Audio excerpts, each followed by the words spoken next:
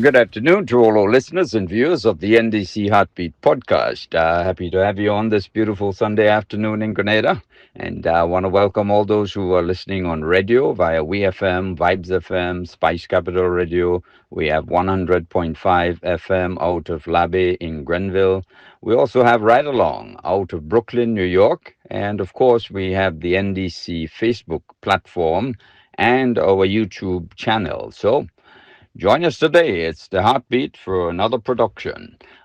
For today's program, what we'll be doing is to just, first of all, remind you that the General Council of the National Democratic Congress will be held today. Registration starts at 12 p.m. with delegates from all the constituencies. And of course, we get going at 1 p.m. It's at the St. David's Secondary School today.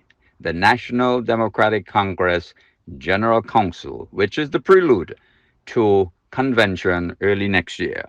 So, what we'll be doing today is to share with you some excerpts of Prime Minister, the Honorable Deacon Mitchell, narrative on the oil and gas issue in Grenada. Then we'd also share with you an explanation which he gave on a popular radio program this week on the benefits and reasons for his extended travels and what Grenada has accrued as a result of those travels. Then we'd also share excerpts of the interview which I held with him last week on the Heartbeat. That will be your program for today, so stay with us. Back with you in a moment. The National Democratic Congress, NDC, holds its party's General Council at the Wester Hall Secondary School on Sunday, November 3, 2024, from 12 noon. The NDC Constitution declares the General Council as the governing body of the party, subject only to the party's convention. It receives reports from the key leadership of the party, mainly the Treasurer, General Secretary, and PRO, and an address by the political leader. Delegates at the General Council ask questions and/or comment on the reports from the floor as a means of reviewing and evaluating the performance of the organization from its last General Council or convention. The last General Council of the NDC was held on November 25, 2023, and the party's last annual convention was held on Sunday, March 5, 2023. In addition to receiving reports and questions from delegates on the floor, the General Council sets out the plans and priorities of the organization for the period ahead. Likewise, the General Council elects the party's disciplinary committee and sets the date and related arrangements for the party's next convention. The General Council may also make or amend standing orders and rules for the good order and governance of the party as prescribed in the party's constitution.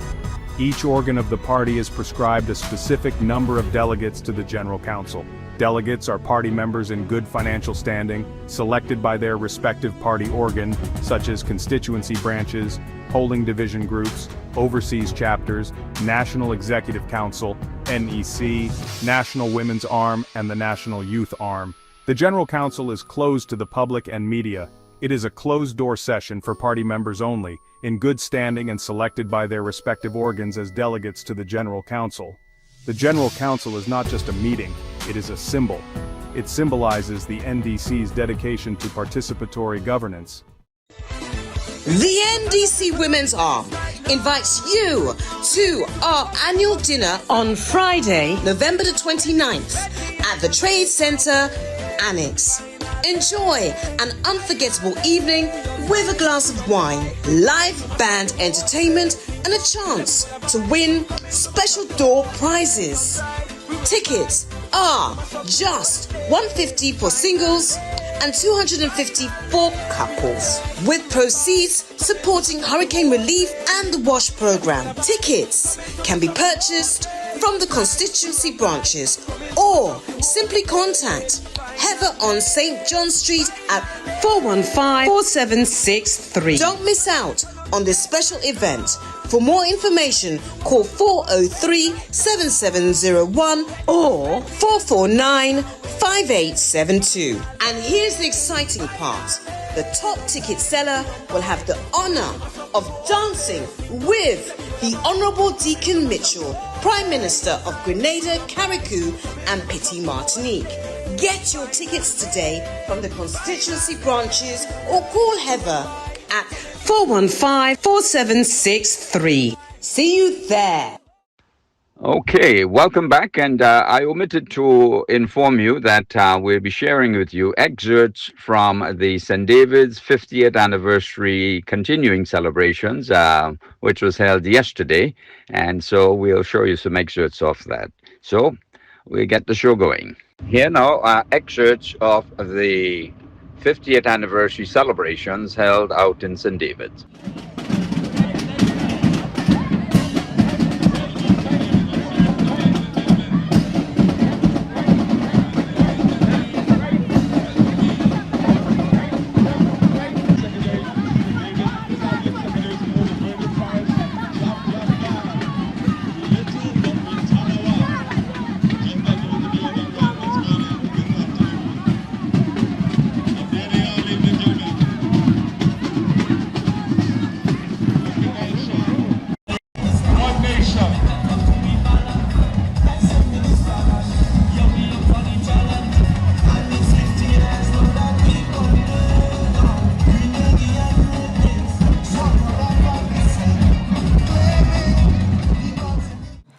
Good night, Virgin Parish.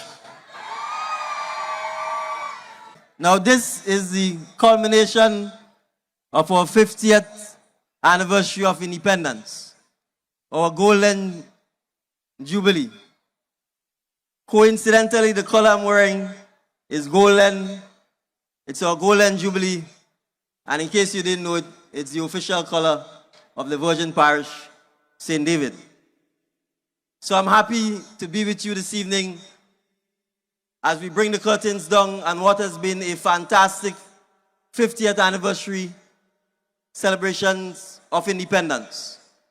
We know that when we are united as one people who've had one journey, we have the opportunity to create one future for all of Grenada, Carriacou, and Petit Martinique. And despite the challenge of Hurricane Beryl, we are still here standing strong, united, and celebrating together.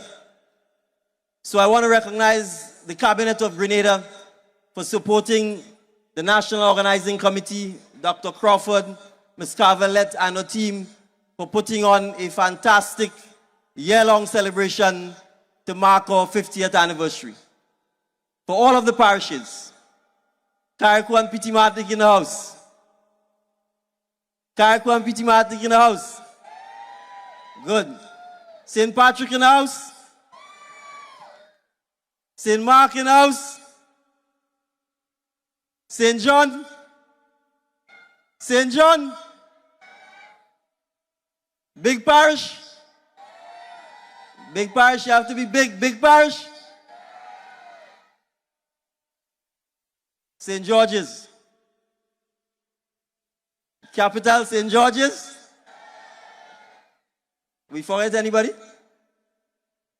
According to Specky, somebody missing? Somebody missing? Well, I know. I ain't finding missing. So I want to welcome you to St. David. The theme of our celebration is written on the back of my shirt.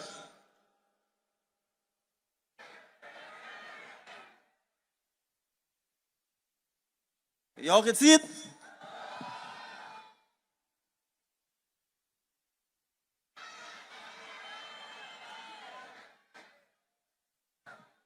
It says, St. David's talent. St. David's talent. So Grenada, we're not selfish. Everything we have, we share with you. We're not asking for an independent St. David. We're asking for a St. David that would lead Grenada, Carriacou, and Petit Martinique for a long time to come. So I want to thank the organizing committee for putting on a fantastic job, not just this evening, but for all of the activities that were put on in St. David to mark our 50th anniversary. From our church service to the recognition and award ceremony to recognize the citizens of St. David who have contributed to the success of St. David and the success of Grenada. To the art exhibition, which is still ongoing, where many of our local talents got the opportunity and will continue to get the opportunity to display their talent and their creativity. And for everyone, from the chefs, the cooks, the decorators, the agro-processors, the volunteers, the police, light, song, stage, and to all of you for coming out this evening to bring the curtains down on what has been a truly remarkable year. It demonstrates that despite our size, as a united people, we can awe the world, we can bring wonder, we can bring amazement, and we can have great achievements once we work together as one people. And so I want to congratulate all of us as citizens of Grenada for championing the cause of Grenada over the last 50 years as we look to the next 50 years and beyond. Tonight is simply for us to showcase the wonderful talent that exists in St. David, and you've already seen some of it. So it's my job to say thank you, to say congratulations to all of us, citizens of St. David, citizens of Grenada, Carriacou, and Petit Martinique. And let us celebrate tonight as one people who've had one journey and who will create one future united under the red, green, and gold. Long live the people of St. David. Long live the people of St. David. Long live the people of Grenada, Carriacou, and Petit Martinique. Have a great night. Enjoy the rest of the events show. Thank you. Somebody shout hallelujah.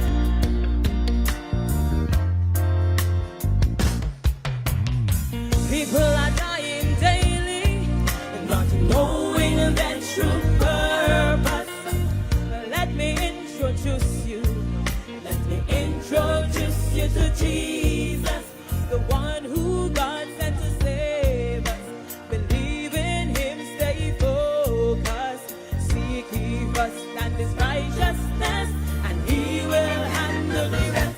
Answer the call. Answer the call. Answer the call. Answer the call. Answer the call that God have on your life. Don't you miss it, not a chance. Answer the call. Answer the call, yeah. Answer the call. Don't you miss it, not a chance.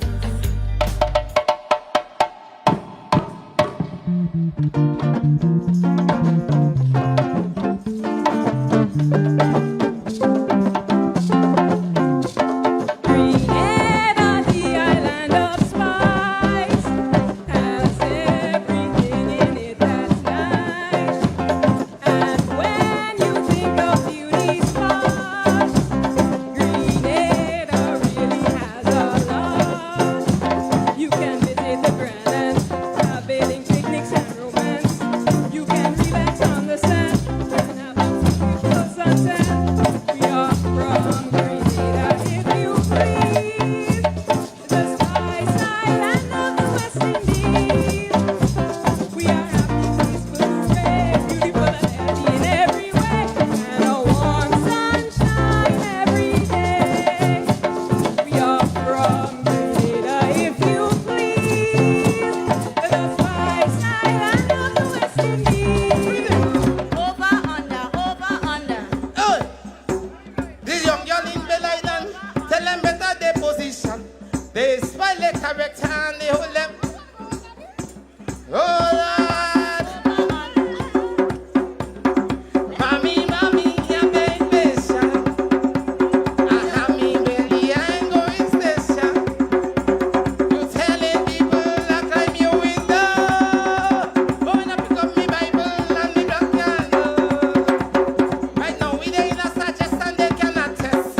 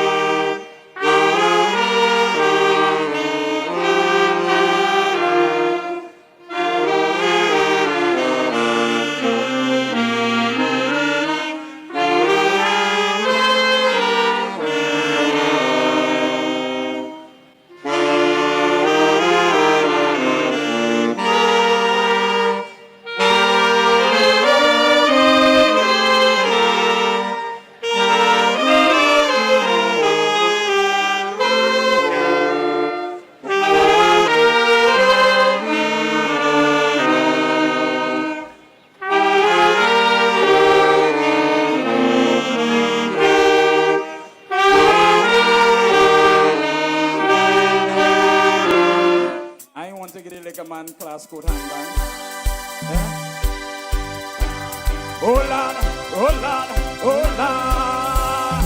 Turn up the mic.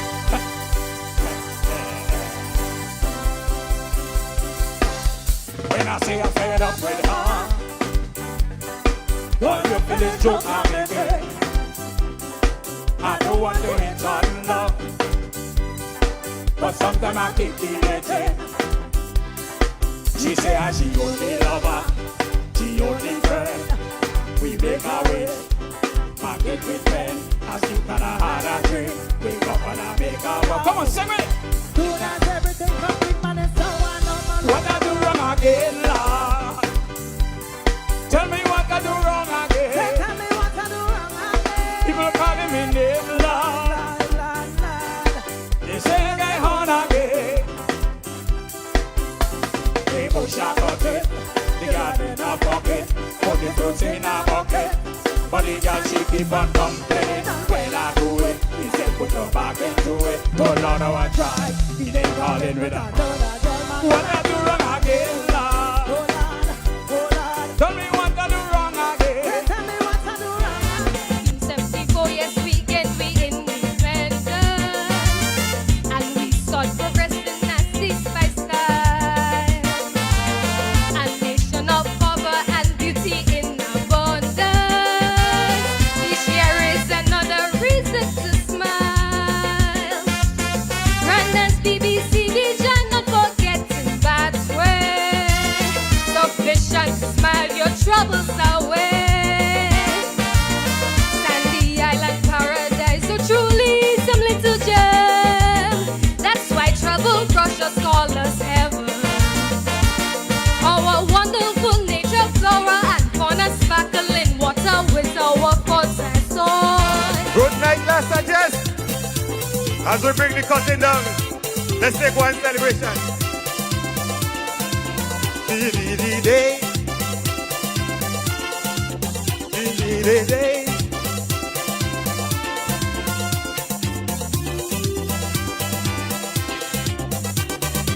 As the trumpet blast, we lower the Union Jack. Hold the red, green and gold. Signal to the world that we ready to take control. We small but we big and bold. Yeah, we are mama, 50 years after, prouder than ever. This is Grenada. Through the roughest of times, over obstacles we climb. And people so resilient, whose spirit never done. He told me to make it done. Hey, listen up. Yeah, whoa, it's never again. Some have got me wrong. I just have to. Hey, but that's never last. Energy away. Come let me celebrate in their face now. I know them they go be their face. Watch me, just like this. One day, say, one day, say, just like this. One day, right now, my vibe they quite in this side. My vibe they quite in this side. I know come on, go to cut the eye. My vibe they quite in this side. Then we make a combo tonight. So don't tell me nothing, no. Crash out and then shake the ground when I walk in. That one is my love, but I got to jam and I got to the end. All you feeling? Looking out on the crowd and something now. I can see a lot of good people in here. It's carnival. Coming from out here right now. Come on. Hey, good people and listen. Good people and vibes in here. Paradise. We come to what the time of we life in here. But love vibes, so gosh, this is we life. People and vibes, this the thing alive. I'm gonna see why we are this carnival. The biggest carnival. The realest carnival. Jumping up on the caravan. So much pretty gal and they sitting down. The realest carnival. The realest carnival. The biggest carnival. You know we've been waiting so long to enjoy the mass. Finally we up in the van with a big rock in the hand. From the time we reach really mass start, go until we pass out. Then we take our last lap. Oh na, that is how we living. Jumping up from start till the finish. Every breath while I go.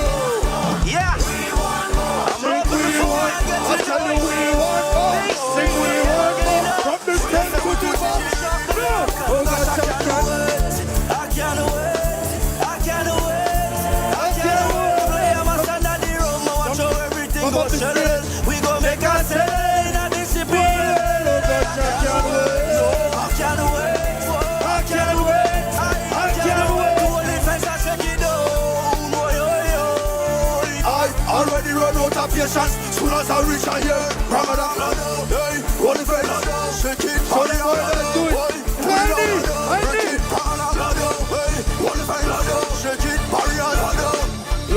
After the job, Put it up in the hole. She bend over like a keeper.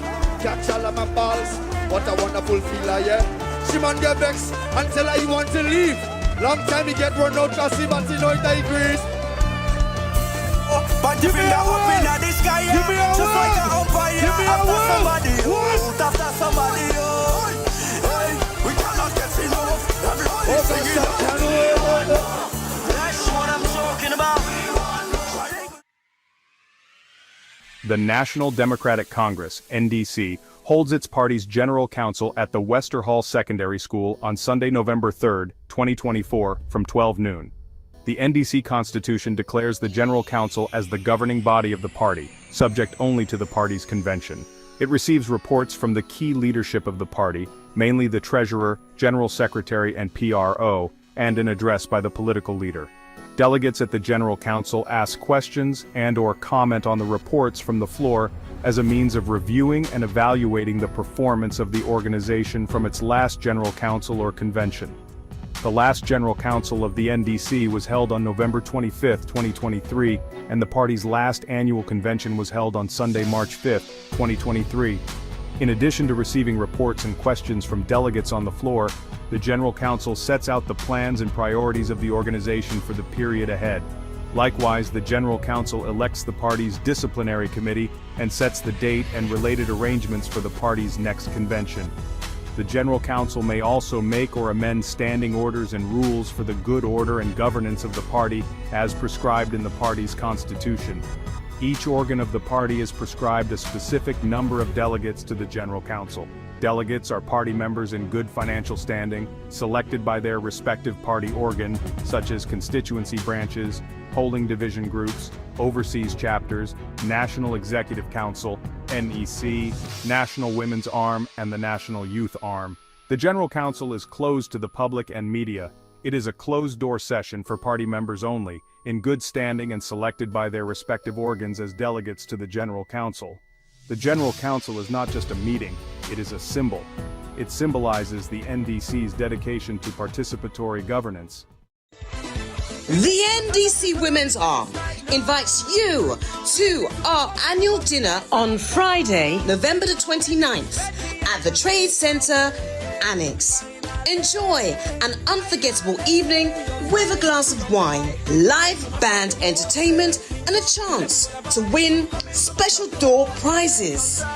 Tickets are just $150 for singles and $250 for couples, with proceeds supporting hurricane relief and the WASH program. Tickets can be purchased from the constituency branches or simply contact Heather on St. John Street at 415-4763. Don't miss out on this special event.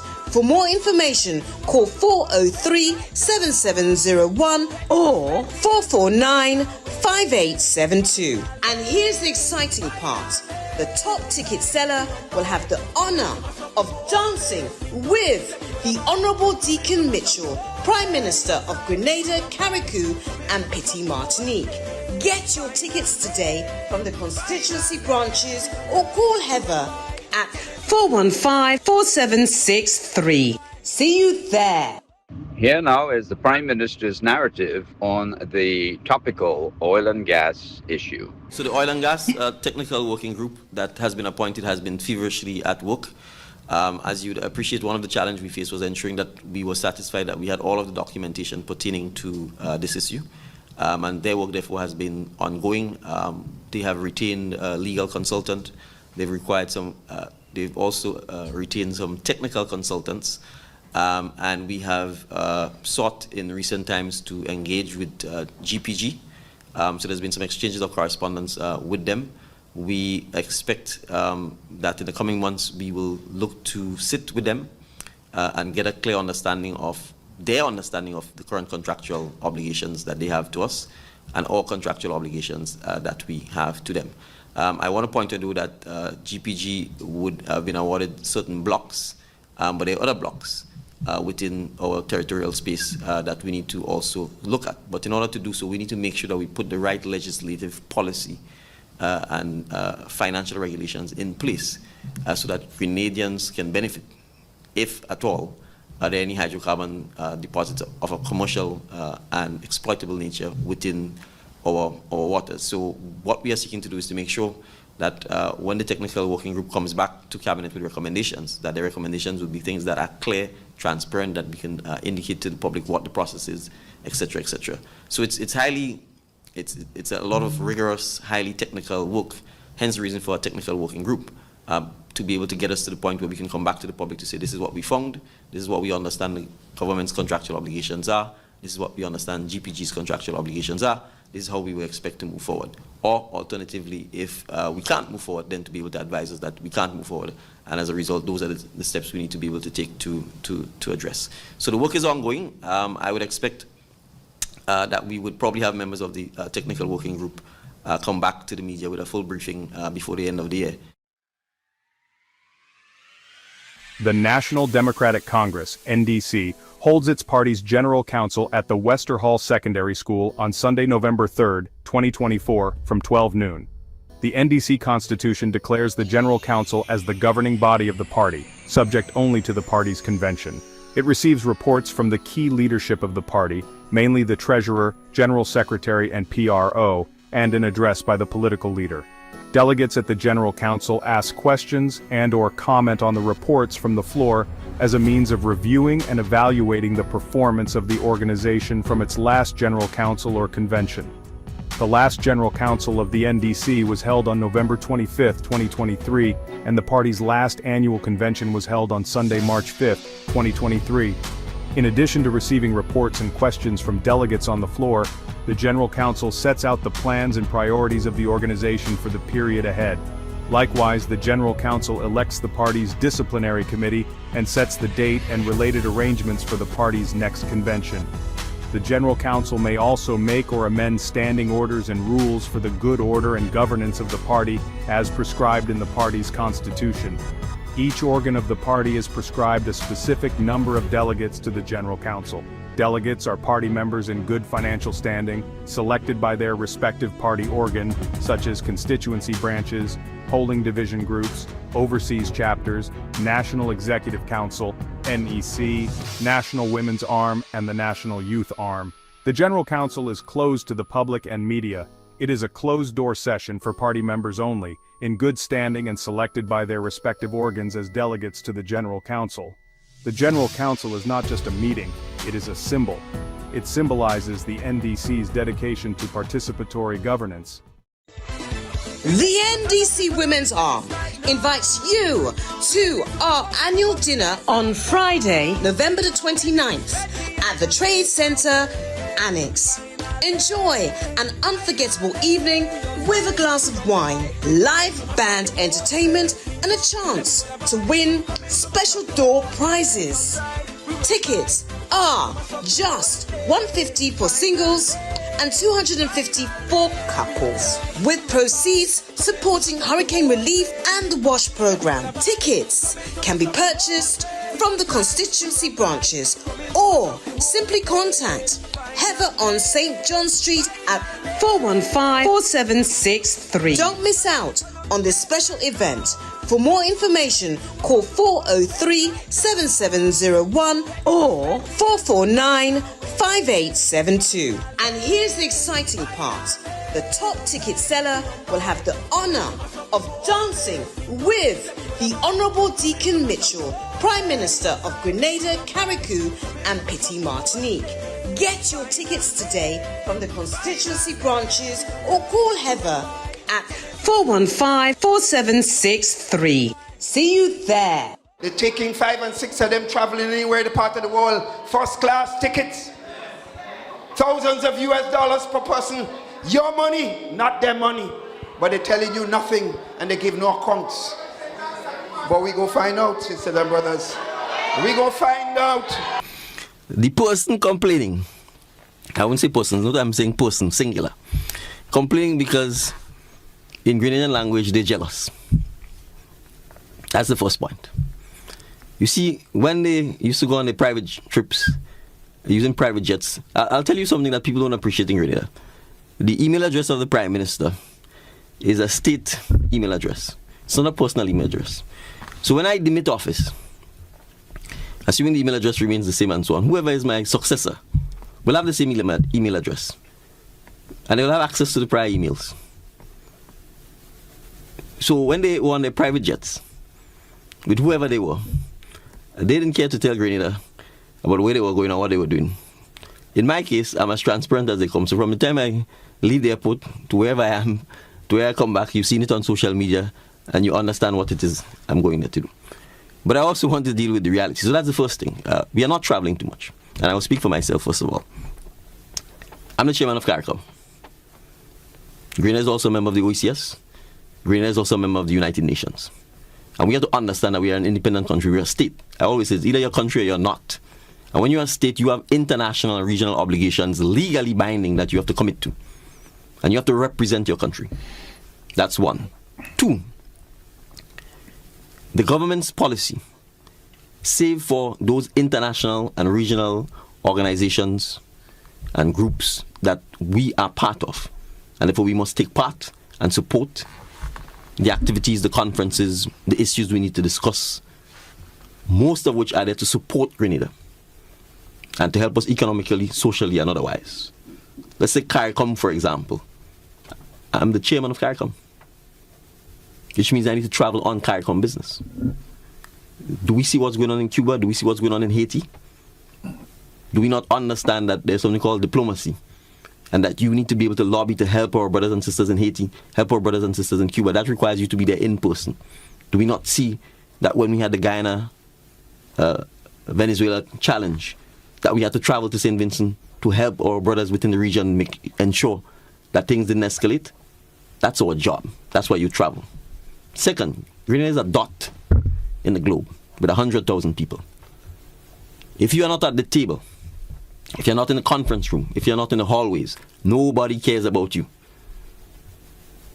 So I want our citizens to understand that we're a dot. Don't get no ideas that somehow the big people think you matter. They don't think we matter. And if you are not there to fight and advocate and bring attention to your country, you can easily and you will get left behind. So as the Prime Minister of the country, it is my job to be the chief advocate for the beautiful tri-island state of Grenada, CARICOM, and Petit Martinique. And the only way to do that is to leverage me and the office of the Prime Minister to ensure that we can get investors, we can get people interested and talking about Grenada. So with all due respect to the Grenada Tourism Authority and all the advertising, I am the biggest seller of Grenada. So when I go to Nigeria, I'm representing Grenada. Nigerians who never heard of Grenada would have heard of me as the Prime Minister. They would have recognized that I met with perhaps one of the most, if not the most influential person, not just in Nigeria, in Africa, in the black world. And the attention that has brought to Grenada is what you will see following therefrom. So when people brag and talk about, I think many years ago, before an election campaign, I heard someone talking about they have $100 million lined up for investment and so on that never materialized. We don't brag and talk. We'll bring the investment. We'll bring the support. We'll bring the charity. We'll bring the help. So let me give you an example of what I'm talking about. Governance. Together with members of the community, a little cricket academy that we have in Laura, which we started in the summer, and we continue every Saturday. The children, the primary school children, primary school, boys and girls, from St. Dominic's, from Corinth,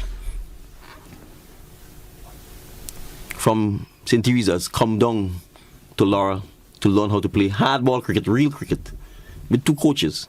They get refreshments. They get cricket kits. We get a bus and hire, pick them up and bring them there. In speaking to Mr. Dangote and in explaining what we're doing, he doesn't know anything about cricket. They don't play cricket in Nigeria. He's agreed. He then and there called the owners of an Indian Premier League team who incidentally also owns a team in the CPL and a team in the Bangladesh League, and say, I want 1,000 cricket kits for these kids. They are being manufactured. They would be delivered to Grenada.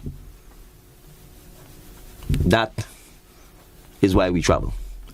We are launching, between now and December, a cyber security course where the government will pay 7,500 Canadian dollars to train at least 100 Grenadians in cyber security. That's 20,000 EC, a pop. Do you know how that came about? That came about from me traveling to Canada in February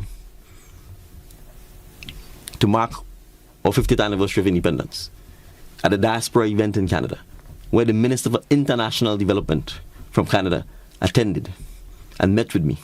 And we started talking about how can we partner. And that partnership led to me being introduced to a black female entrepreneur who has a cybersecurity business that can provide that training.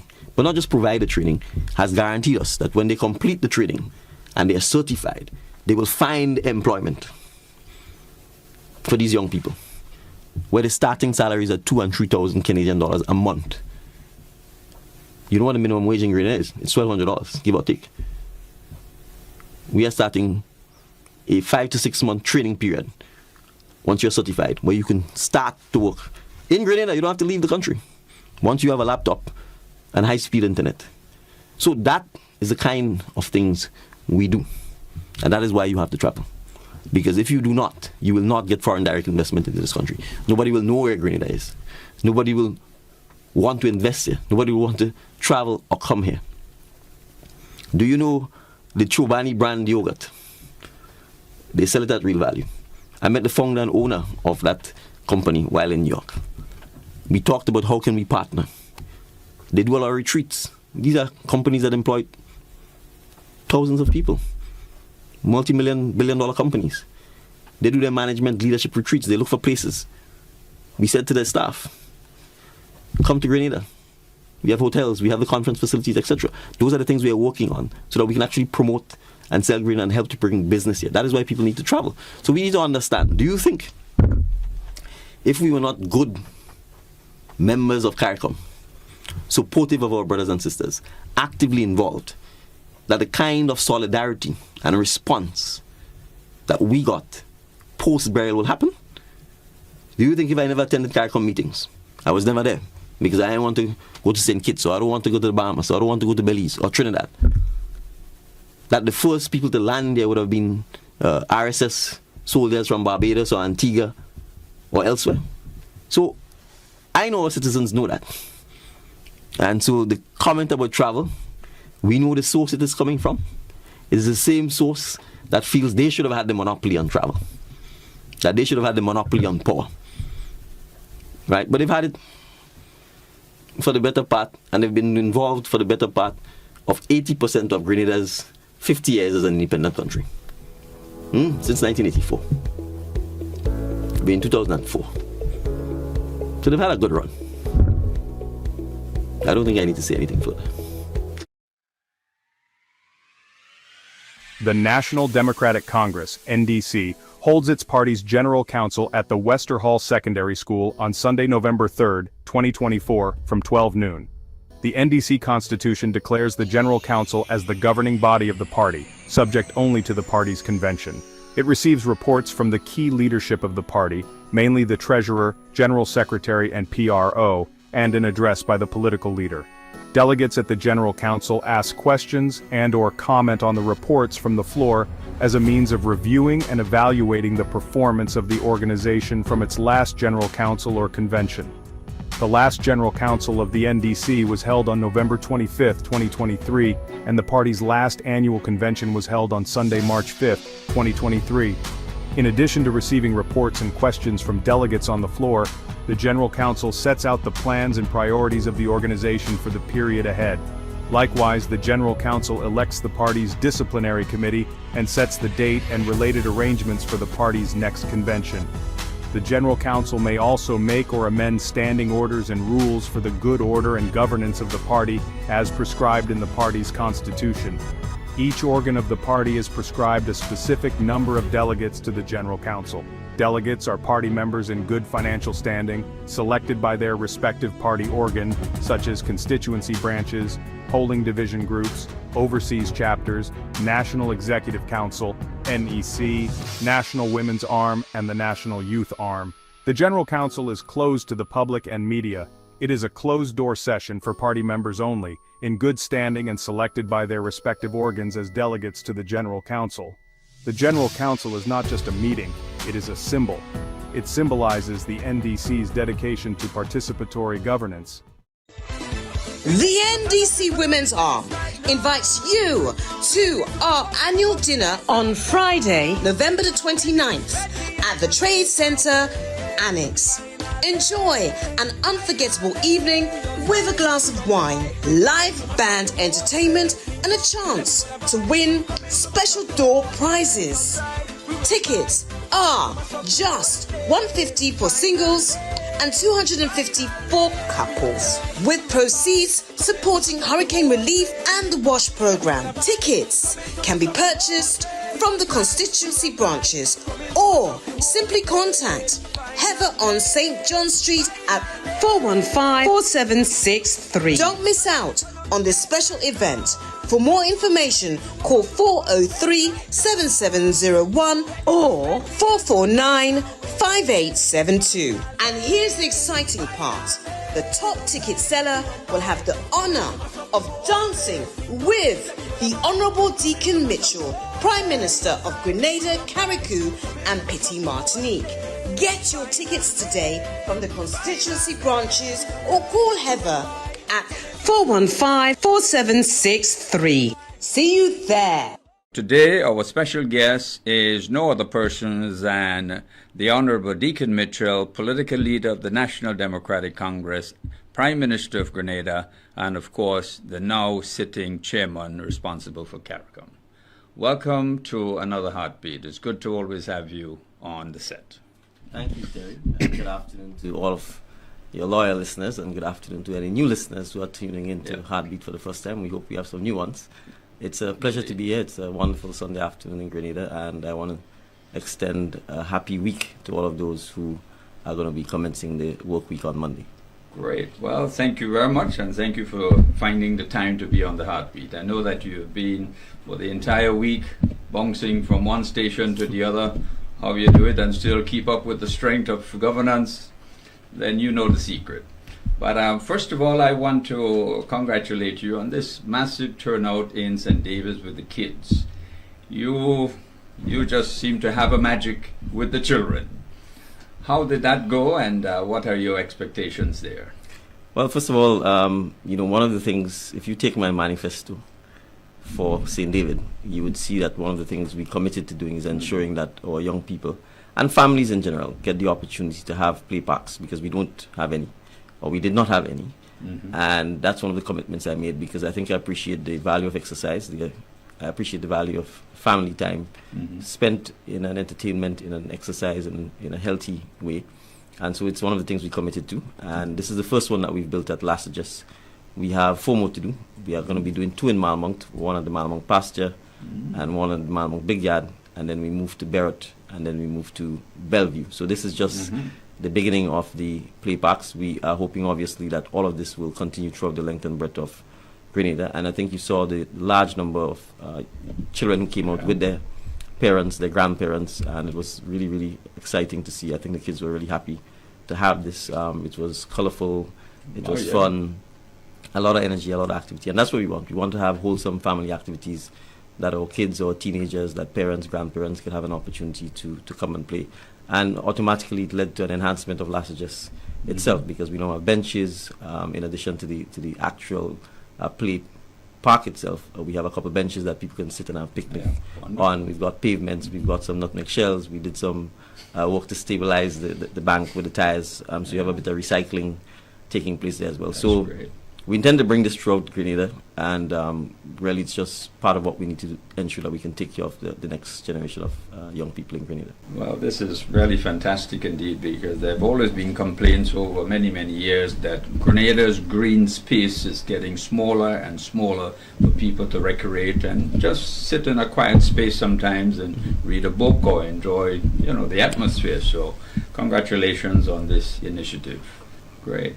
Now let us move quickly to agriculture. I noticed this week, and I believe late last week, they've been handing out checks, many checks. I don't know how many in total, but this is indeed a really warming exercise on part of the Ministry of Agriculture and indeed the government of Grenada. Please share with us a little bit more about that initiative and how did it go? Well, I think the initiative went very well. We appreciated that with the devastation done to the agriculture sector after Hurricane Beryl, that it was important to provide income support to farmers, particularly farmers who have long-term crops. Because once the trees fell, it meant you had nothing to sell, and you will have nothing to sell for a considerable period of time. So the team at the Ministry of Agriculture went around the island, particularly the northern part of the island, which was severely impacted, and did their damage assessment. And coming out of the assessment, they would have formulated and brought to Cabinet a response to how we help the persons who've been impacted by this. So it required obviously detailed assessment. We needed to look at our budget. We needed to look at where the financing was coming from. Right. And initially you would have had sort of 2 or 3 sets of farmers. You have those who are doing the long-term farming, the cocoa, the nutmeg, the sauce-up. You have those who would have been involved in more cash crop farming. Right. And then you have farmers with different size lots. You have farmers whose lots may be as small as a quarter of an acre to those who are much larger sizes. So it took some time in terms of how you try and get a fair or equal sort of treatment, and nothing is perfect. But in the end, we came down on large-scale farmers, those who have larger plots, 5 acres and over, a support scheme of $9,000, and those who have less than 5 acres, a support scheme of $4,500. The funds were either transferred directly to the farmer's account or handed out in checks, as you would have seen I think last Thursday, and that happened simultaneously, more or less in the same morning block across Grenada. Now, I should point out that there are other subsets of farmers that the government intends to provide support to, poultry farmers, and that support is ongoing. So we expect, I think the ministry has already delivered chicks to farmers. There's been a little challenge with feed, but we expect that will be sorted and rectified soon. And then we expect another round of chicks and feed again to be distributed, because you'd appreciate that many farmers would have lost some of their pens during the period. So support for the poultry farmers is going to be on the way. Support for farmers in aquaculture. So for example, those who lost their sea moss plots and so on, we are going to be providing some financial support to them as well. So, and then you have farmers who have, those who are in honey production and so on would have lost their hives and so on. So support will also be given to them. As you appreciate, because of the devastation in Carriacou and Petit Martinique, in a sense, a special package has to be done for farmers in Carriacou and Petit Martinique. But the Ministry of Agriculture has already been providing a lot of support by providing things like fertilizer and providing feed to farmers in Carriacou in the immediate aftermath of Hurricane Beryl. So it's a lot of work. The ministry, I think, is really been doing its best to make sure that it can provide support, both in terms of cash and other tangible forms of support to the farmers. So, for example, in the immediate aftermath of Hurricane Beryl, there would have been crews with chainsaws going around helping clearing the roads, helping to clear up some of the land to make sure that the farmers can get back on their feet as quickly as possible. And I just want to point out, because it's important, it is the NDC administration that supported the call by the Grenada Cooperative Nutmeg Association and the Grenada Cocoa Association to in fact purchase insurance for farmers. And we did this literally in the summer. Once the minister came to me and said this request was made, the deadline actually was literally a day or two. And with no hesitation, we said this was something we would support. We supported it. We helped with the premium. So this is the first point I want to emphasize. The government actually contributed towards the premium for the Cocoa and Nutmeg Association. And luckily, as much as we did not want any hurricanes, one came and we were able to have insurance for that. So it's important for us to emphasize that for some of the financial support that we've gotten for the farmers actually came from our decision to ensure that we can pursue crop insurance for farmers. And that is something we will obviously continue. Right, wonderful. Well, I understand that fertilizer is now down at its lowest ever, 50 cents a pound. Well, I can't give you, you'll have to get the Minister of Agriculture to confirm the exact price. But it has been sold at a heavily subsidized price. I'm also told that the farmers are quite happy with the quality that has been provided, and that is something that we will continue to do. But it's not just the sale of it. I think the extension officers, the Ministry of Agriculture also recognizes that they need to be able to also advise and help the farmers in terms of the use of the fertilizer as well, to make sure that they get optimum benefits from it. Fantastic. And this shipment of fertilizer is coming out from where? Subject to correction, I think it is, I probably would, I believe it is Morocco, but I'll have to get the minister to confirm that it is from Morocco. Great, fantastic. Now, with respect to the farmers, let's suppose a farmer was visited by one of the extension officers and he doesn't have a bank account or credit card account, etc., and he's waiting on a check. If he doesn't receive it, what would you recommend that he or she does? No, well, if it's a check, you can cash a check. So it's quite easy. In some instances, that's why farmers had the choice to pick how they wish to be paid. So those who had accounts and wanted the money straight into their account, the monies were transferred. Those who opted for getting a check that they can cash, then checks were essentially handed out to them. Okay. My understanding from the Minister of Agriculture is that there may still be a second round of check and cash transfers because some farmers may not have been caught up in the initial sweep, because you appreciate that given the scale of the task, not necessarily we would not have the human resources to go to every single farmer in the field. So to some extent, there would also have been the need for farmers to come into the extension offices and the divisional offices as well to come and report. So I believe from what the minister said that it is likely that there will be an additional round of check and cash distributions. Okay, great. Because and for those who forgot or probably did not make the submission or was not visited by the extension officer, is there still an opportunity? Yes, absolutely. There's still an opportunity. My understanding, I think, subject to correction, is that we are likely to go all the way to the end of November in terms of making sure that we give the farmers ample opportunity to get some support. Okay, so it's a little bit tricky. There could be some individuals, for example, CMOS farmers. Yes. Maybe they're not even aware of the fact that they can access some sort of compensation for the losses, notwithstanding the promotion, etc., by the Ministry of Agriculture. What if such an individual comes up in December or January? Well, I mean, nothing is limitless, right? And obviously, we also want to encourage people to be responsible. I think we've pretty much done everything that is humanly possible to indicate that the ministry is seeking to provide assistance to anyone who's been impacted by Hurricane Beryl. So we certainly will encourage persons to come into the Ministry of Agriculture or go to their divisional or extension offices to report any loss or damage that they've suffered if they have not yet done so, so that the team can address it. Not only that, I certainly think in terms of the CMOS farmers and so on, the assessment I saw was pretty detailed.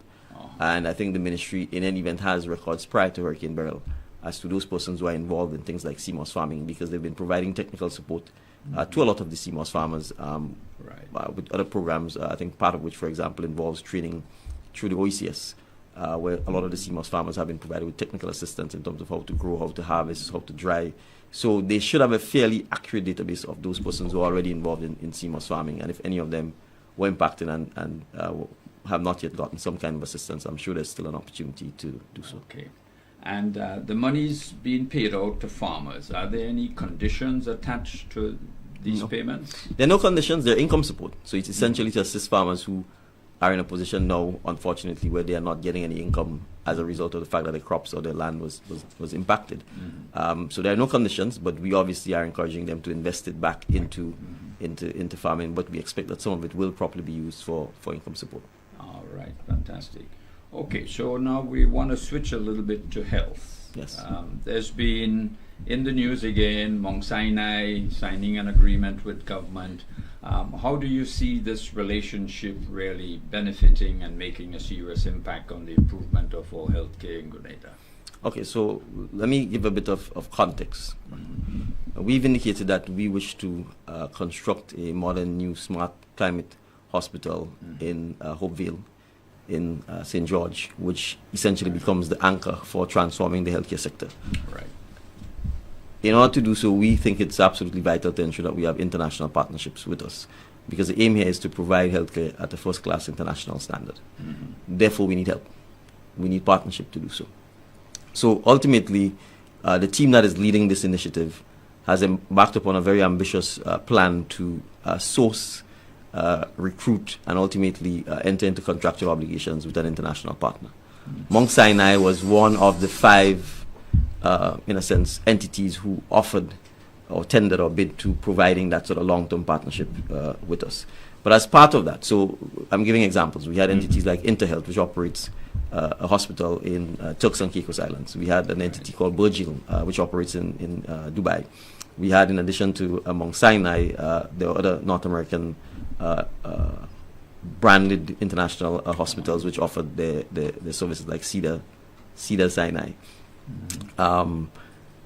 Mayo Clinic, etc. So the team would have gone through extensive discussions with the various international operators and would have shortlisted based on what we are looking for, based on international experience, based on what these entities offer, who we think is best suited to work with us. That's just the shortlisting. Yeah. What we've said is that we want an international partner who is also prepared to assist us now with the challenges we face in our existing healthcare system. Because we recognize that if we don't begin to make the changes now, you will end up in a situation of old wine in new skins going forward. So stage 1 was to ensure that we have someone who's committed to both a long-term partnership and a short-term partnership. Okay. Right. So we also put out the consultancies for that short-term partnership. But the basis of the short-term partnership is that you are committed to us long-term. So the first stage is really to do a gap assessment of what our current challenges are now. Right. So that is the first, what I would call, contractual obligation that we've entered into with Mount Sinai. Right. That's more or less a 90-day gap assessment. That's why they've been coming to Greenland. Okay. To actually come in, to look at what is happening, to interview staff, to meet with management, to see our hospitals, to see the location of the new site, to see our primary healthcare system, to get a true sense of what we do currently, and then to provide feedback with us in terms of our strengths or weaknesses, what are the things we can change. Within that 90-day period, we are continuing the negotiations with them to enter into the long-term partnership. Right. It is not guaranteed. We obviously hope that we can conclude that. If that does not work, then we have a short list of 4 or 5 other partners that are possible. But for us, it is important to, in a sense, conclude and have in place a contractual obligation with an international partner, because we want that, and that's why we're saying partner. We obviously have to design and build the hospital. And it's important to ensure that right from the beginning, we have a partner who's going to be helping us with that design, build, as well as what are the clinical services that we need to offer, etc., etc., the financing models, etc., etc. So the idea here is that in the long run, we need that international partner, but we must start first with what are our existing deficiencies. Right. What are the things we can easily address? What are the low-hanging fruits that we can begin to address so that we can actually start improving the culture and the institutional arrangements at the hospital. So that is sort of where we are now. The other work is continuing on the international hospital. As I said, we've already acquired the land. We are working on the financing models. We are looking at, we obviously have to get design work done in terms of architectural work. We have to get suppliers. We have to get an EPC contractor. All of those things are happening simultaneously, Right. While the discussions with potential international operators are taking place. Okay. Now, for the benefit of the grassroots man out there hearing the name Mount Sinai, what would you like for him to interpret out of this name? What exactly are their functions? What are they good for? Quality healthcare. That's One it. sentence. One sentence. All right. So they are consultants. They're more than consultants. They're hospital operators in the United States. If Right. anyone just goes online and you type in Mount Sinai, you get a write-up on what they're about. They're not just consultants. They're consulting now in terms of providing consultancy on the gap analysis, but they are in the healthcare business. So not only do they run hospitals in the U.S., they also have a medical university facility as well. Okay. So it's a real rounded organization, and the cabinet has concluded that this would be the best partner for Grenada at this time. At this time, subject to contractual obligations and agreement. Okay. Now, how do you respond to the propagandists out there who are saying Mount Sinai is here to help government work out costs so people can start paying for services in the hospital? Well, that's not their function. A question of whether people pay for services in the hospital is a matter for the government of Grenada, solely and surely. But I think we have to take a more long-term view as to what healthcare is about and how we pay for healthcare. And the current system is that it's largely funded by a budget through the Ministry of Health from the national budget and from taxpayers' funding. And so we could objectively look at the current situation and ask ourselves whether this is adequate. And I think the simple response would be no, because I think we know what the challenges are at the hospital, from supplies to infrastructure to inadequate human resources capacity. And the impact of this is that hundreds of Grenadians leave Grenada every year to find healthcare services outside of Grenada, which they pay for, mind you. Yep. For the most part, it's not free. So the idea that Grenadians are not already paying for healthcare services obviously is not factually accurate. And in fact, I think I've said a few times, the last sort of private unofficial study that I saw conducted about 5 or 6 years ago suggested that we were paying almost as much as $100 million for healthcare outside of Grenada. Yep. Right? So from people who leave the island because they don't have confidence in the healthcare system to make a child, for example, to routine issues with dentistry, hearing, ophthalmology, all kinds of various ailments, surgeries and so on, that people go to Trinidad, Barbados, Jamaica, Guyana, South America, North America for. All of this is happening because our healthcare services are not adequate. But when they leave Grenada, it isn't free. Nope. They are paying for it. So the idea that somehow not paying for healthcare is sustainable or improves the quality of your healthcare is just not false. Sorry, it's just not accurate, and it's something that we have to make sure that we educate the population about. But not only that, even in Grenada right now, there's private healthcare services, from lab services to hospitals to private surgeries. We can go on and on. People pay for it, right? So, we have to make sure that we are honest with our people. We will not get the kind of quality and the kind of sustainability if the only way we finance healthcare in Grenada is through taxpayers' money. That model has been tried and tested, and we know what we have today. Right? We essentially have, to some extent, significant challenges in terms of the quality and the quantity of the kind of healthcare services that we can have on the island. So, whether it's healthcare, whether it's education, these things have to be funded, and having a public-private sector to both sides of it in a mixed economy is the best way to go. There are things that the government can do, that the public post can do. There are things that private funding also needs to do to make sure that we get the best outcomes. Now, do you see into the future where maybe the average Grenadian can hold a healthcare card that they can flash at the doctor or the hospital, whatever, and gotten taken care of? Well, that's the whole idea of the national health insurance that we are pursuing, because we recognize that, we insure our cars, we insure our homes, we insure our lives, but we have very limited health insurance. And obviously that's the really expensive one. I think most statistics show that the quickest way to bankruptcy is health challenges that you can't pay for. So we are committed to doing this. It obviously is a very involved process, and you have to start small oftentimes and then ultimately grow. But we already have some measure of private health insurance in Grenada. A lot of companies do offer health insurance through the private health insurance industry for their employees. And that is something we want to encourage and continue supporting. And we think that is part of the partnership that we need to enter into with private health insurance providers, with employers, so that we can get to a point where there is more and more universal coverage of universal healthcare for Grenadians. So it doesn't have to be only something that the government offers or that the public offers, but if we can have a combination of private health insurance as well as public health insurance that either doubles up, then it makes good sense in my view to ensure that we can continue that. Well, we're going to take a short break, but before we do, I'd like you to give consideration to the fact that Grenada is 50 years old. We have had healthcare problems and issues long before the 50 years. What gives you that strength and that vision and that courage? You are under 50 to embark on such a massive undertaking of restoring and getting our healthcare back on track. I mean, well, that's the whole point of leadership. If you don't want to be ambitious, if you don't want to take on the difficult task that has the potential to transform the society that you have the privilege to lead, then honestly, you should not be the leader of the country. Very well put. We'll take a break at this moment and be back with you. The National Democratic Congress, NDC, holds its party's General Council at the Wester Hall Secondary School on Sunday, November 3, 2024, from 12 noon.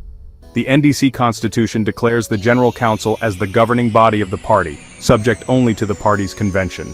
It receives reports from the key leadership of the party, mainly the treasurer, general secretary, and PRO, and an address by the political leader. Delegates at the General Council ask questions and/or comment on the reports from the floor as a means of reviewing and evaluating the performance of the organization from its last General Council or convention. The last General Council of the NDC was held on November 25, 2023, and the party's last annual convention was held on Sunday, March 5, 2023. In addition to receiving reports and questions from delegates on the floor, the General Council sets out the plans and priorities of the organization for the period ahead. Likewise, the General Council elects the party's disciplinary committee and sets the date and related arrangements for the party's next convention.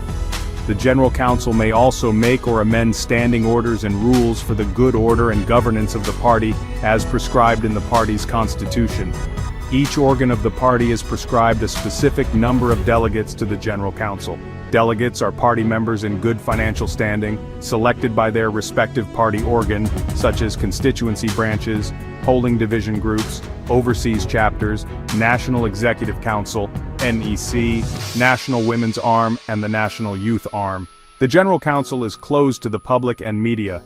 It is a closed-door session for party members only, in good standing and selected by their respective organs as delegates to the General Council. The General Council is not just a meeting, it is a symbol. It symbolizes the NDC's dedication to participatory governance. The NDC Women's Arm invites you to our annual dinner on Friday, November the 29th at the Trade Center Annex. Enjoy an unforgettable evening with a glass of wine, live band entertainment, and a chance to win special door prizes.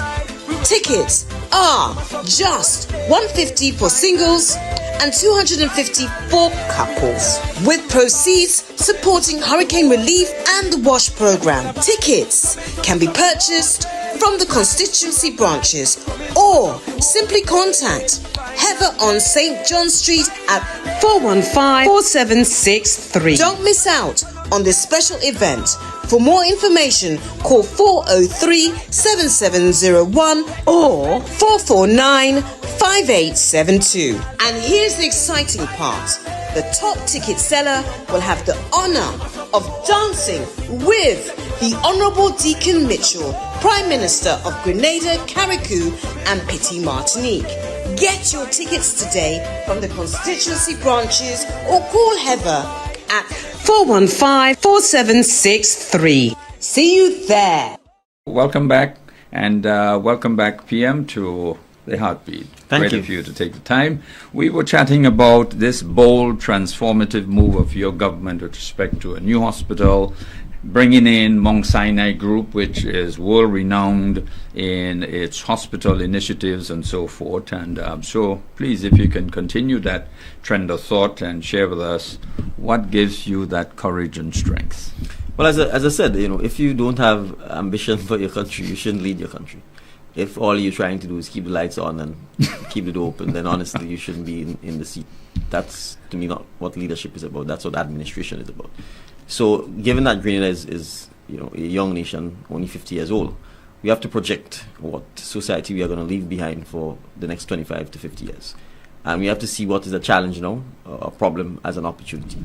And that opportunity is to provide healthcare as an industry that can provide the employment, that can be an economic driver for Grenadian society. So it is not just about the hospital, it's about how we create the hospital that can then create economic activity and create industry for us. And that's where the medical tourism, for example, comes in.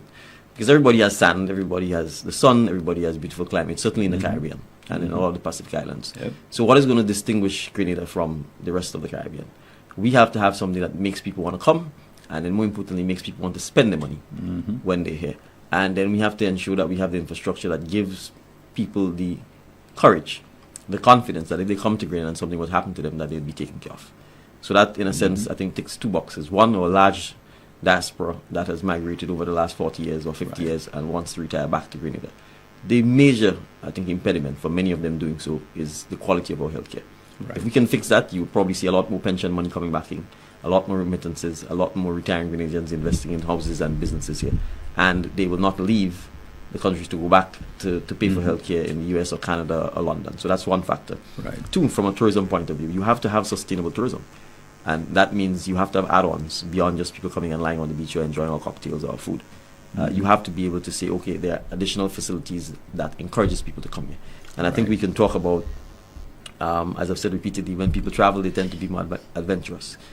So part of the business case for the hospital will have to be, what are the services we offer that people are going to pay for and that people are going to travel to come and get, to be able to use the facilities we have. The third aspect of it, which is how we retain more of our money in Grenada. As I've said, tens of millions of dollars leave Grenada because Grenadians look to get healthcare services outside of Grenada. If we can keep 50% of that in Grenada, then immediately it means the economy is growing, there's more money in the country, and then that also helps to drive the health industry, also helps to drive more Grenadians studying and becoming healthcare professionals, because they then know there's a market and there's a demand for this. And then obviously, if we can be ahead of the game regionally in terms of ensuring that we are ambitious enough and we make this happen, then we become a hub that can attract persons from outside of Grenada coming to Grenada for healthcare services. And we have to remember, we have St. George's University here. So we have to be able to leverage the presence after being in Grenada for 40 years. And so rotations.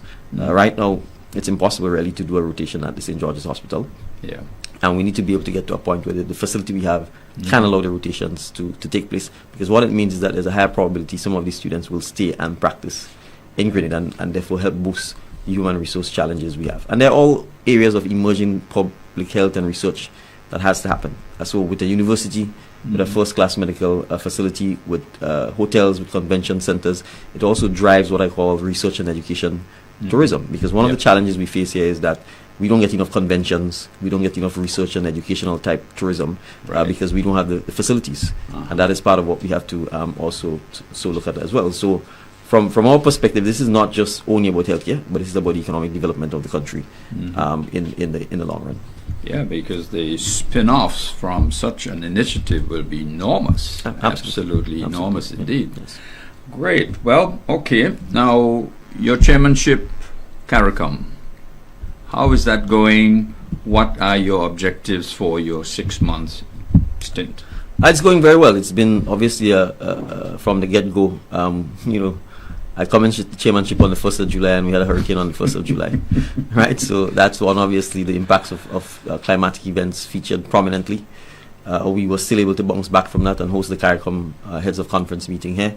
I'm in Grenada now, but we just wrapped up the Samoa Commonwealth Heads of Government meeting, or CHOGM as it's called for short, and I didn't travel, notwithstanding that I'm the CARICOM chairman, but good progress was made on the question of reparations in CHOGM, because we appreciate that we are all former colonies, certainly for the most part in the English-speaking Caribbean of the United Kingdom, and having a sensible and progressive conversation about reparations, about the Atlantic slave trade, about slavery itself, colonization, and all that comes with it. I think the UK knows that this issue is not going to go away. I think we very clear on CARICOM and within CARICOM our stance on this issue, and by extension the impact that all of this has had on the African continent and black people as well as indigenous peoples everywhere. So that is something that within CARICOM and as my chair we will continue to treat and support. There are current issues right now, such as providing support to Cuba in the aftermath of the power outages and the hurricane, as well as continuing to support efforts at stabilizing Haiti, improving the security situation in Haiti, and addressing the ongoing humanitarian crisis there as well. So that's top of our agenda regionally. Within CARICOM itself, as lead for ICT on CARICOM, I would have set out a pretty comprehensive approach to ICT, and in particular digitization, and how we are going to have to leverage technology to address some of those issues, from cybersecurity to artificial intelligence to digital skills training. So one of the things I'm keen to do is establish, and I'm working on this with the president of Guyana, a Caribbean Skills Fund that we can get international funding for, to essentially create an endowment that allows us to invest those funds and use the proceeds from the investment to pay for skills training throughout the length and breadth of CARICOM. But we want individual governments to match the contributions. We are actually doing a pilot here in Grenada on cybersecurity that has a similar concept already, where we, through the NTRC and the Universal Fund, will pay for the training of at least 100 Grenadians in cybersecurity. It's called part of the Cyber Nations program, which is basically designed to train up to 100,000 persons of Black or African descent in digitization and things like cybersecurity and cyber skills and so on, because those areas are high demand jobs. There's a lot of demand for persons with that kind of skill set, the well-paying jobs, and crucially, you don't have to leave your country to provide the services once you have the adequate broadband. So those are some of the things that are key. I mean, within CARICOM itself, we have to address things like the technology and the broadband. We don't have 5G. That poses a major challenge. We have to harden and shore up our communications. So we need satellite connectivity to ensure that we can address things like when hurricanes come, how we continue communicating. So investment in satellite connectivity is one of the key things. We are talking with a number of potential suppliers because it's expensive. It will require significant investment, and that therefore has to be a regional project. So there really is a lot going on. You know, there are other issues we have to continue working on: the free movement of people within CARICOM. The significant challenge we have with transportation, both A and C, and trade within CARICOM. Those are ongoing issues, difficult, but issues we have to continue plugging away at because we have no other alternative. So it's even after I demit my chairmanship, we expect a lot of work to continue. I will be succeeded by Prime Minister Motley. My predecessor was President Ali from Guyana. So the three of us forms the bureau, and we will continue working closely together on this issue. I should point out we are having the India CARICOM Summit in Guyana in November. The tentative date is the 20th of November.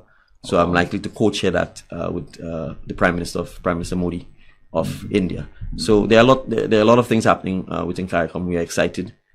Despite our small size, CARICOM itself continues to be a significant voting bloc and a significant voice for the small island developing states across the world. Yeah, well, I mean, this is a lot of undertaking. This is only 2.5 years into office, and the comments on the streets, well, you know, this feels as though they've been in office for about 25 years. So many things are happening in different corners, from agriculture to health to housing to just name it. And Hurricane Beryl certainly has put some wind underneath your wings, and you are moving. Well, no, you know, Grenada has a relatively young population, and with youth there should be vitality, vibrancy, energy, and we want to lead by example for our population, so that people have a sense of hope, a sense of belief, a sense of can do. That's really the only way you will survive as a small developing nation in a mammoth world. So if we don't imbue that sense of confidence and that sense of ambition in our citizens, then we will end up in a situation where people are going to be defeated before they start, you know, because they will essentially think that they're too small to matter, too small to compete. And thankfully for us, I think we have a history of demonstrating that our size has never limited our ambitions. And I just need to talk again about the Olympians, and that's proof of that, or academics, that's proof of that. So I think we need to start forgetting about how small we are. We need to start forgetting about the size of our population. And I think perhaps the sea is a good opportunity for us to reimagine ourselves. If we think of ourselves as big ocean states, then we'd appreciate that we are a much larger territory. Exactly. And then we could perhaps pivot our economic activities more to the ocean, more to the sea, more to logistics, more to the blue economy, which is one of the things that I think we recognize we underappreciate, and we really need to spend more time on that aspect of our development as well. Great. Well, you have recently appointed a chief of staff. Yes.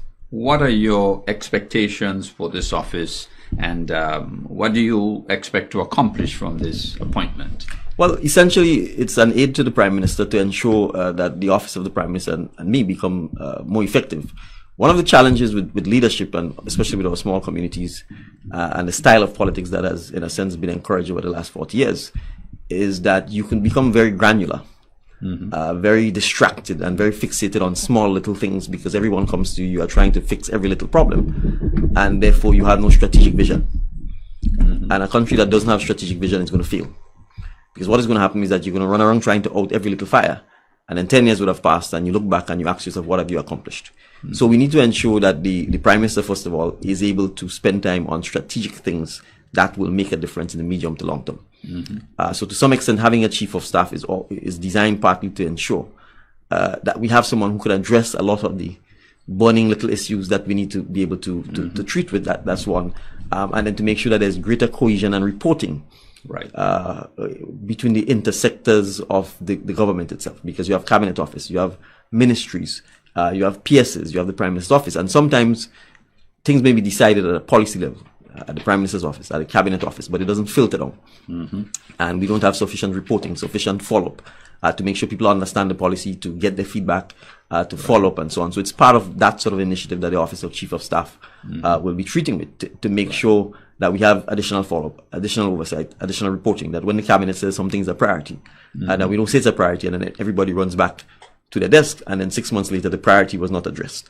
So it's really to ensure that there's more glue, so to speak, towards all of the connecting parts to make sure that we can help the government, the Office of the Prime Minister, deliver on the issues that we've agreed to deliver on. Great. Did you have much difficulty in convincing former magistrate Teddy St. Louis to accept such a challenging post?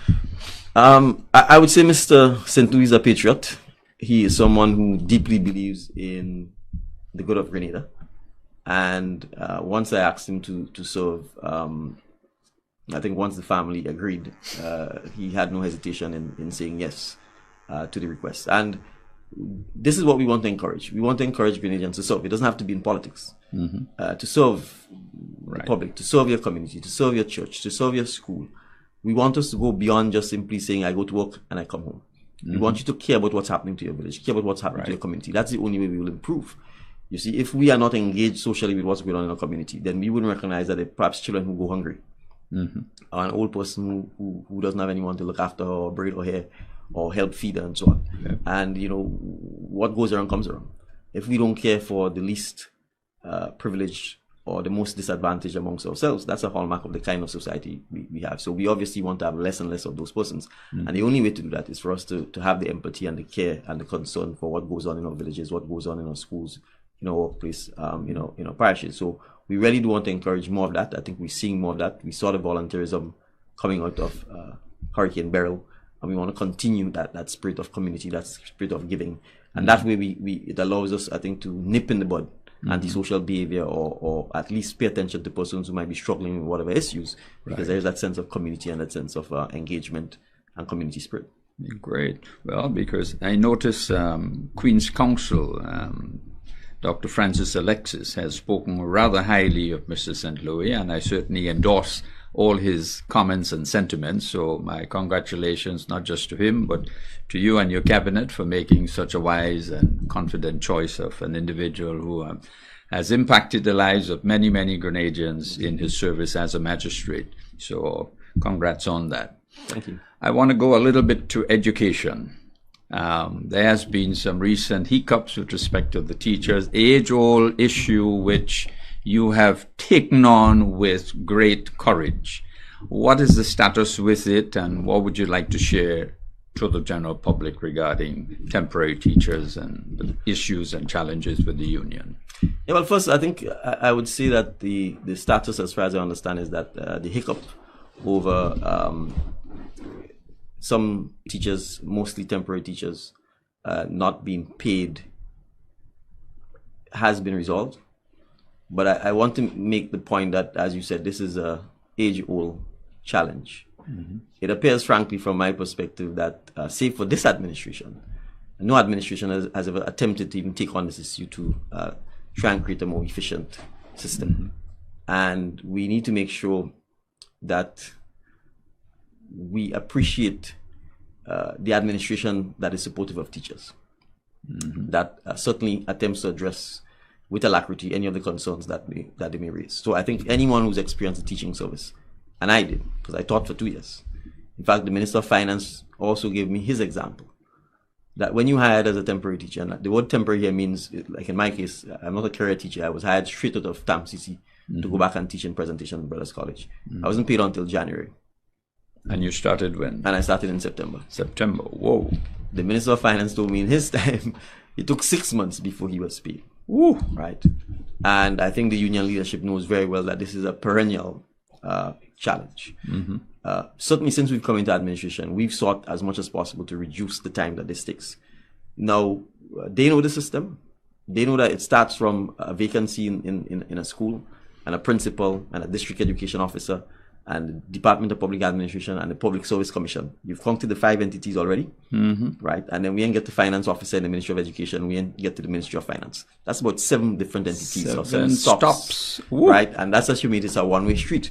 It's a back and forth, right? So these things, this bureaucracy has always existed, and it has always been cumbersome.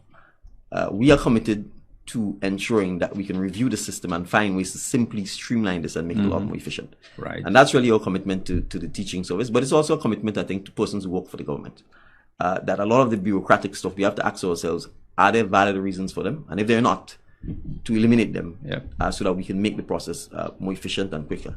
And then I will also have to say that fellow public servants need to have a bit more empathy for their fellow public servants, right? Because no one wants not to be paid.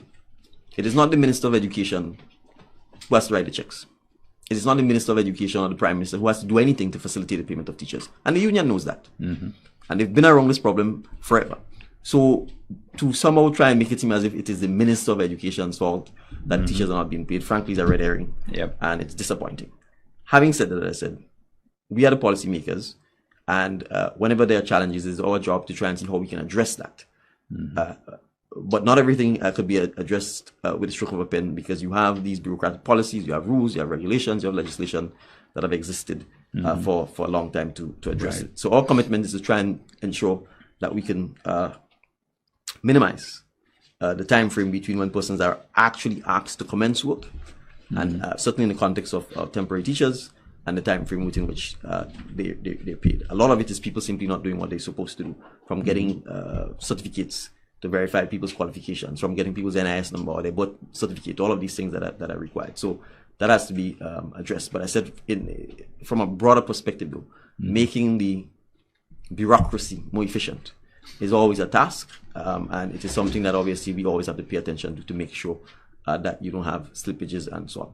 But I want to emphasize this because I think it's important. No administration, certainly in the last 2.5 years, has done more than to address the challenges that the teaching and the education sector has faced. We've already regularized 172 teachers. Wow, 172, and there are more to come. The Minister of Education and his team have been very keen to promote the training of teachers, because ultimately we want to get to a point where no teacher, certainly a career teacher, is asked to teach without the requisite training that is required. So that is something we're committed to. The Minister of Finance, Minister of Education, just came from Guyana this week, and he's already briefed me on the fact that there is probably some possibilities for us to enter into a cooperation agreement with Guyana to see how we can get them to also help provide assistance in training our teachers. So we are heavily committed to the teaching profession because we recognize we have a heavy emphasis on education.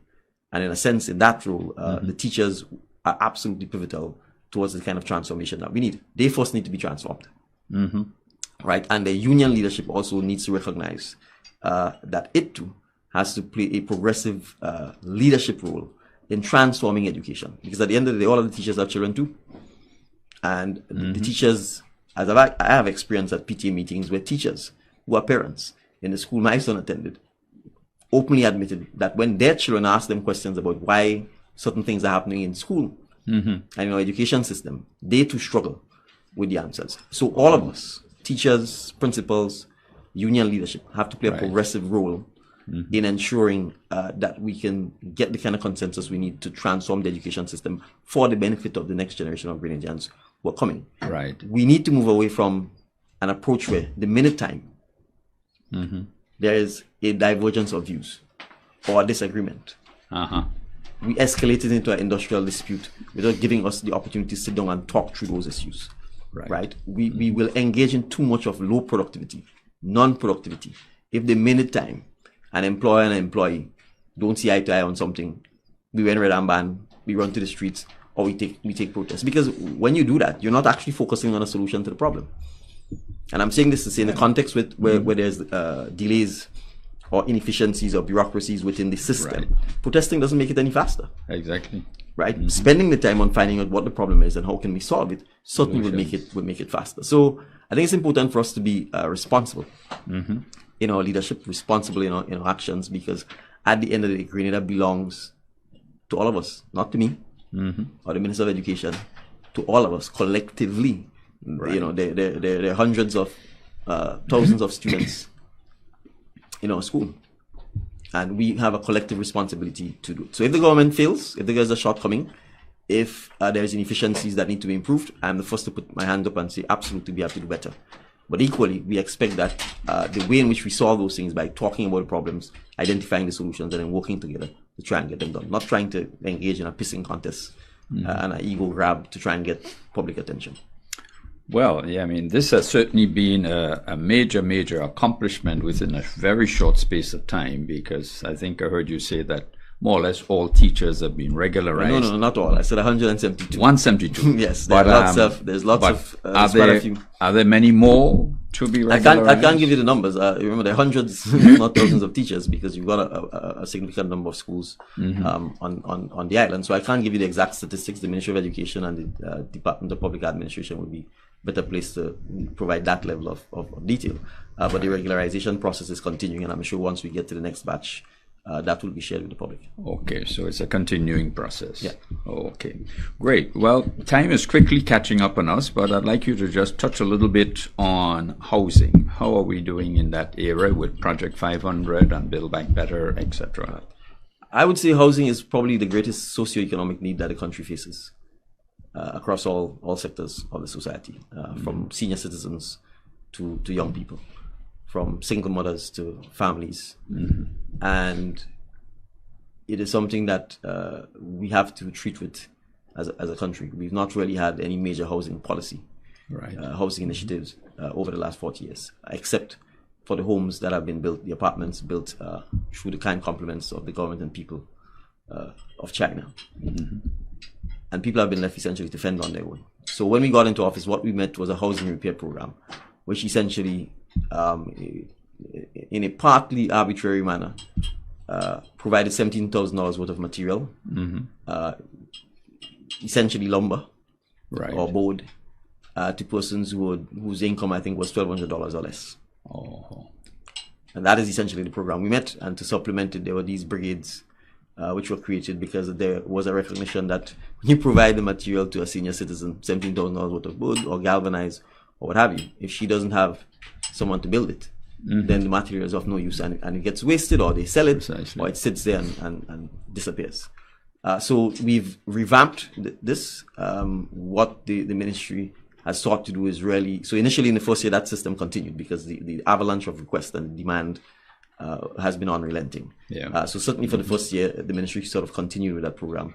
But we look to revamp the program to try and provide what I call more wholesome housing solutions, because we recognize in many instances the $17,000 simply cannot do enough to make the house livable in. So they've sort of standardized the process where you have 14 by 14 homes, I think 16 by 16 homes, depending on the size of the family, etc. So that sort of housing repair initiative, housing assistance continues. You have the Housing Authority as well, which also had a soft loan, $40,000 limit for persons who need housing repairs and so on. We came into office on the premise of Project 500 because we recognize what people need are homes, finished homes. And that is going well. The idea here is that we want to be able to use technology to reduce the cost of the finished homes and to significantly increase or limit the time frame it takes to build the homes. So we have a site at Dunfermline, which is owned by the government or the Housing Authority of Grenada. And we're running a pilot where 6 suppliers are going to come in and build 3 homes each. And what this would allow us to do is to see the costs at which they finish and the time frame at which they build, as well as the aesthetics of the homes. And that will then give us the opportunity to get feedback from the public. And the public will essentially make the decision as to which homes are best suited for a Grenadian style type home. But the idea here is that we wish to significantly reduce the average cost of a house. Because if you take perhaps a concrete 2-bedroom, easily it runs you into $250,000. And at people's wages here, that in and of itself excludes a significant number of Grenadians. So we have to be able to find ourselves where we find more innovative solutions to address this. And this is where we're also looking at modular homes, which is homes that are actually manufactured and simply need to be assembled once the foundation has been built. So we have the situation in Carriacou, which obviously is extremely bad. And we need to be in a position where we can deploy homes much faster. So we've put, and we expect Cabinet to consider and hopefully say yes, a proposal that will allow us again to do a bit of a pilot where we would seek to purchase 20 homes, 2 and 3 bedrooms, because we also recognize that the demand is for 2 and 3 bedrooms because of the family. Arrangements, where we hope to have modular homes deployed into Carriacou. And again, as a pilot, where we would see the cost, how quickly it takes to assemble, and how they suit the particular environment that we have in Carriacou and Grenada. If these pilots are successful, we think it will give us an opportunity to then ramp up the deployment of a lot more units that are available, because the advantage of modular homes, and certainly some of the suppliers we've looked at, they indicate the homes can be assembled in 3 days. So once the foundation and so on has been built, it allows us to assemble the homes much more rapid. And these homes come with significant amenities, and we believe would be a significant improvement on some of the existing construction styles and techniques that we have. Then to supplement all of this, we still have the project Build Back Better, because we recognize obviously what has happened as a result of Hurricane Beryl, and we simply can't have people out in the elements. So this is also designed to ensure that there is some additional support. So housing is a multi-pronged approach, because you have different people, different income levels. You have people with different family sizes. You have people who live in different locations. So we have to be able to, in a sense, address each of it. But because housing is extremely expensive and usually is a once-in-a-lifetime achievement, we also have to make sure that we don't deploy significant resources on a particular concept without testing it first. So that is why we are doing the Project 500 pilot, to make sure that we can test and hold these suppliers to account. So if a supplier tells you I can build a home at 50,000 US, we need to make sure that they can deliver at 50,000 US before we go and order 50 homes from them. If the modular housing suppliers say we can construct these homes at 40,000 US and ship it to Grenada at an additional 46,000, an additional 6,000, that gives you $46,000 US.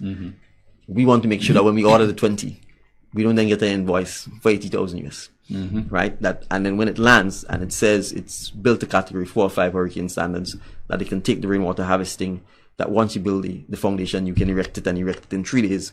Once our local contractors are trained, we want to make sure that that happens before we make the significant investment that comes with ordering 50 homes or 100 homes. So that is part of what we are doing, and we want the public to understand that while we fully appreciate that we want to take everyone out of an unfortunate situation and out of the elements as quickly as possible, we have to manage our finances.